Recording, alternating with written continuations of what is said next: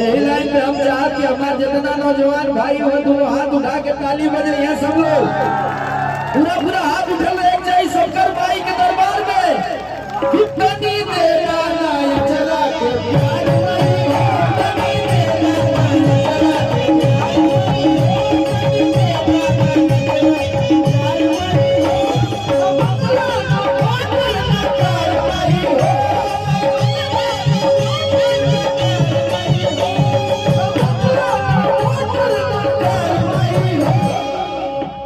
खिलाई ना बोला भाई हो अरे उठावा थोड़ा बोला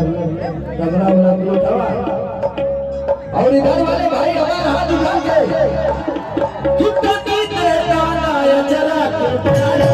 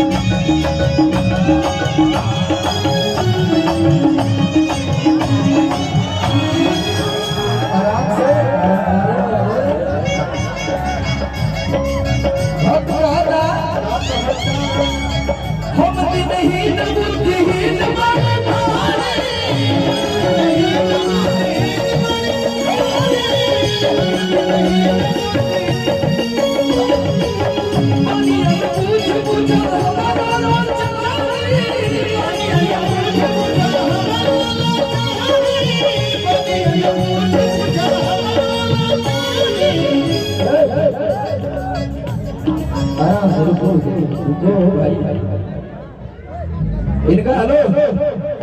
ढोलक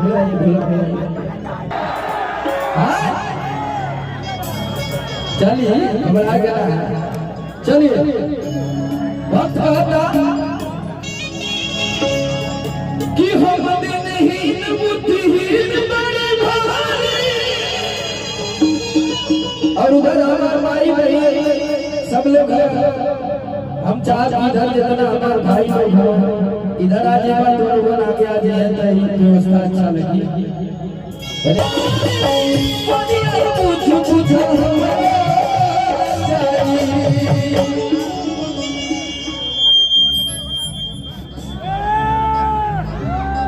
और हम तो लोगों के साथ से घबराने की जरूरत नहीं बात कि पूछा हमारा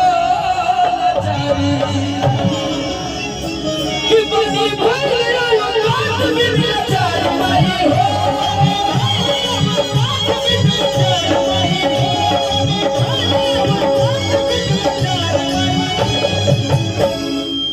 तनी एक बार पूरा पूरा हाथ उठाओ माई के नाम चले भैया